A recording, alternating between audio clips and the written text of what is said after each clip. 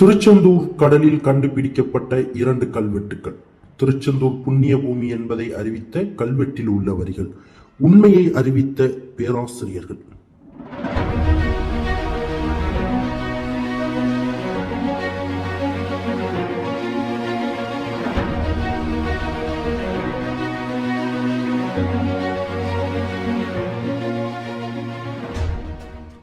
முருகனின் 6 படை வீடுகளில் 2ஆம் படை வீடாக திருச்செந்தூர் சுப்பிரமணிய சுவாமி கோவில் விளங்குகின்றது. இந்த கோவிலுக்கு நாள்தோறும் ஏராளமான பக்தர்கள் வருகை தருகின்றனர். திருவிழா நாட்களில் மற்றும் விடுமுறை தினங்களில் ஏராளமான பக்தர்கள் வருகை தருகின்றனர். இதை தவிர பௌர்ணமி தினங்களில் அதிக அளவில் திருச்செந்தூர் சுப்பிரமணிய சுவாமி கோவிலுக்கு பக்தர்கள் வருகை தருகின்றனர். திருச்செந்தூர் கடற்பகுதியில் அமாவாசை பௌர்ணமி தினங்களில் உள்வாங்குவது வழக்கம். இந்த நிலையில் கடந்த சில தினங்களாக புயல் மற்றும் கனமழை காரணமாக மாலையில் திடீரென திருச்செந்தூர் கடல் உள்வாங்கி காணப்பட்டது. அந்த வகையில் இன்று சுமார் 80 அடிக்கு உள்வாங்கி காணப்படுகின்றது. இந்த நிலையில் திருச்செந்தூர் நாளிக்கிணறு பகுதியில் இருந்து ஐயா கோவில் வரை 500 மீட்டர் தூரத்திற்கு பச்சை படிந்து பாறையில் வெளியே தெரிகின்றது. இதற்கிடையில் பக்தர்கள் கடல் உள்வாங்கிய பகுதியில் நீராடிய பொழுது ஒரு 4 அடி உயரம் கொண்ட பெரிய கல்வெட்டு தென்பட்டுள்ளது. அதனை நீராடிய பக்தர்கள் சேர்ந்து கடல் உள்வாங்கி காணப்பட்ட பாசி படிந்த பாறையின் மேல் வைத்து சென்றுள்ளனர்.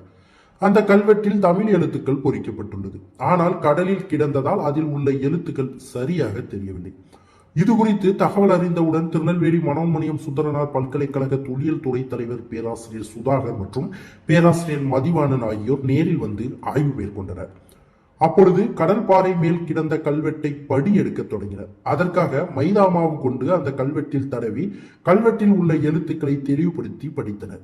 அதை அங்கு நின்ற பொதுமக்களும் பக்தர்களும் பார்வையிட்டனர். அந்த கல்வெட்டில் மாதா தீர்த்தம் என தொடங்கியது. இந்த தீர்த்தத்தில் பங்கேற்றால் சொர்க்கம் செல்லலாம் என பொறிக்கப்பட்டிருந்தது. அந்த கல்வெட்டில் மொத்தம் 15 வரிகள் பொறிக்கப்பட்டுள்ளன. அதனைத் தொடர்ந்து பேராசிரியர்கள் கடற்கரை பகுதியில் கள ஆய்வு மேற்கொண்டனர். அங்கிருந்து அடுத்த 100 அடி தூரத்தில் மற்றொரு 4 அடி உயரம் கொண்ட கருங்கல் தூண் கிடந்துள்ளது. அதன் மேல் பகுதியில் எழுத்துக்கள் இல்லை. பொதுமக்கள் உதவியுடன் அதனை புரட்டி போட்டப்பட்ட பொழுது மறுபுறம் எழுத்துக்கள் பொறிக்கப்பட்டிருந்தது கண்டுபிடிக்கப்பட்டது. அந்த கல்வெட்டில் 17 வரிகள் பொறிக்கப்பட்டுள்ளது. அதைத் தொடர்ந்து பேராசிரியர்கள் இருவரும் அந்த கல்வெட்டை படி எடுத்தனர். அந்த கல்வெட்டில் பீடா தீர்த்தம் என தொடங்கியது. இந்த 2 கல்வெட்டுகளும் சுமார் 50 முதல் 100 ஆண்டுகளுக்கு உள்பட்டது எனவும் இவை நாளிக்கிணறு அருகே இருக்கும் பிற நல்ல தண்ணீர் கிடக்கும் தீர்த்த கிணறுகள் இருந்ததை குறிக்க நடப்பட்டவையாக இருக்கும் எனவும் இம்மாதிரியான நல்ல தண்ணீர் கிணறு இந்த பகுதியில் நிறைய உள்ளன எனவும் அவற்றை சீரமைத்தால் கடலில் நீராடிய பொதுமக்கள் நல்ல தண்ணீரில் குளிக்க எளிதாக இருக்கும் எனவும் தெரிவித்தார். முன்பு தீர்த்த கிணறுகள் குறித்து பக்தர்கள் விவரம் தெரிவித்துக் கொள்வதற்காக அந்தந்த தீர்த்த கிணறுகள் அருகே இது போன்ற கல்வெட்டுகள் கொண்ட கற்கள் நட்டப்பட்டு இருந்திருக்கலாம். அவை நாளடைவில் காற்று மற்றும் மழையின் பொழுது சரிந்து விழுந்திருக்கலாம்.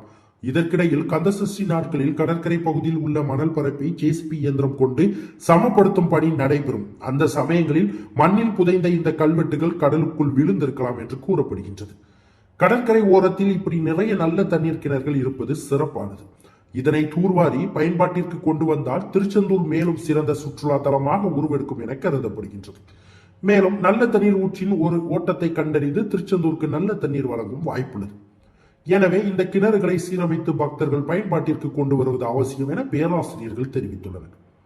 ஏற்கனவே திருச்செந்தூர் வள்ளிக்குகை பகுதியில் இருந்து கடற்கரை பகுதியில் உள்ள சந்தோஷ மண்டபம் வரை 24 தீர்த்த கிணறுகள் இருந்துள்ளன. அதிலும் குறிப்பாக லட்சுமி தீர்த்தம், துர்கா தீர்த்தம், நாளிக்கிணறு தீர்த்தம், செல்வ தீர்த்தம், மாதா தீர்த்தம், பீதா தீர்த்தம் என பல்வேறு தீர்த்தங்கள் இருந்துள்ளது. அவை பல்வேறு காரணங்களால் மூடப்பட்டு உள்ளது. தற்பொழுது நாளிக்கிணறு தீர்த்தம் மற்றும் செல்வ தீர்த்தம் மட்டும்தான் பயன்பாட்டில் இருந்து வருகின்றது. நாளிக்கிணறு தீர்த்தத்தில் பக்தர்கள் நீராடுகிறார்கள். செல்வ தீர்த்தத்தில் முருகனுக்கு அபிஷேக நீர் கொண்டு செல்லப்பட்டது. அது தற்பொழுது மோட்டார் மூலம் கொண்டு செல்லப்படுவதாக கூறப்படுகின்றது. இந்த நிலையில் தான் இன்று கண்டுபிடிக்கப்பட்டுள்ள 2 கல்வெட்டுகள் முக்கியத்துவம் வாய்ந்ததாக பார்க்கப்படுகின்றது. தொடர்ந்து கல்வெட்டில் உள்ள தீர்த்த கிணறுகள் மட்டுமல்லாமல் 24 தீர்த்த கிணறுகளையும் தூர்வாரி பக்தர்கள் பயன்பாட்டிற்கு கொண்டு வந்தால் மிகவும் பயனுள்ளதாக இருக்கும் என்று பக்தர்கள் தெரிவித்துள்ளனர். இங்க கடல் உள்வாங்கி 2 கல்வெட்டு கிடக்குது அப்படின்னு சொல்லி வர சொன்னாங்க. அதனால இன்னைக்கு நானும் உதவி பேராசிரியர் மதிவாணனும் இங்கே வந்து ஃபர்ஸ்ட் ஒரு கல்வெட்டை பார்த்தோம். அது மாதா தேதி கொடுக்குற கல்வெட்டு அப்படின்னு அதில் செய்தி இருந்தது. 2வது கொஞ்ச நேரம் கழிச்சு இன்னொரு கல்வெட்டு பார்த்தோம். அது பிதா தீர்த்தம் அப்படின்னு அந்த கல்வெட்டில் இருந்தது.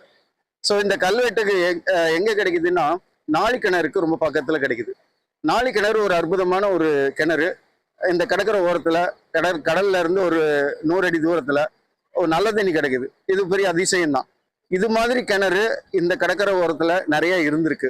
அதை மக்கள் வந்து கடற்கரையில சாமி கும்பிட்டுட்டு கடல்ல நல்லா குளிச்சுட்டு அந்த கிணத்துல குளிச்சுட்டு போறது ஒரு பழக்கமா இருந்திருக்கும். அது வழிபாடோட தொடர்புள்ளதாகவும் இருந்திருக்கு.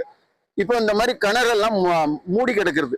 அதை வந்து மறுபடியும் எடுத்து தூர் பவாரி அந்த நல்ல தண்ணியை மறுபடியும் மக்களுக்கு கொடுத்தா மக்கள் வந்து என்ன பண்ணுவாங்க, இங்க நல்லா கடல்ல குளிச்சுட்டு அந்த கிணத்துல இருந்து வாளியை போட்டு இறச்சி குளிச்சுட்டு போனாங்கன்னா இந்த திருச்செந்தூர் இன்னும் பார்க்கறதுக்கு ரொம்ப நல்லா இருக்கும், மக்களுக்கும் வசதியா இருக்கும்.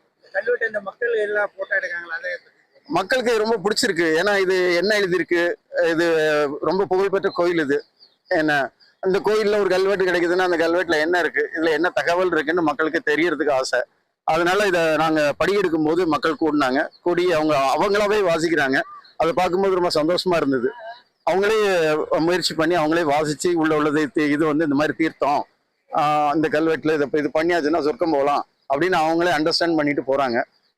இது வந்து எனக்கு வந்து ரொம்ப பார்க்க அதிசயமாகவும் பிரமிப்பாகவும் இருந்தது. கோயிலுக்கு நீங்க என்ன சொல்ல வரீங்க சார்?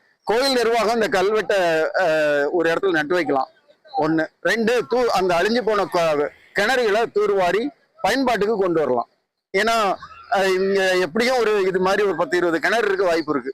அதெல்லாம் கண்டுபிடிச்சி தூர்வாரி அது வச்சாச்சுன்னா இது இந்திய அளவுல ஒரு முக்கியத்துவம் பெறும். ஏன்னா இந்த மாதிரி திருச்செந்தூர்ல கடற்கரை ஓரத்துல 50 அடி 100 அடி தூரத்துல நிறைய நல்ல தண்ணி ஊத்து இருக்கு. இதை பார்க்கறதுக்குன்னே பெரும் அளவு வரும். திருச்செந்தூர் இன்னும் புகழ் பெறும்னு நான் நம்புறேன். செய்திகளை உடனுக்குடன் தெரிந்து கொள்ள உங்கள் கரம் டிவியை சப்ஸ்கிரைப் செய்யுங்கள். அதோடு பெல் பட்டனையும் கிளிக் செய்யுங்கள்.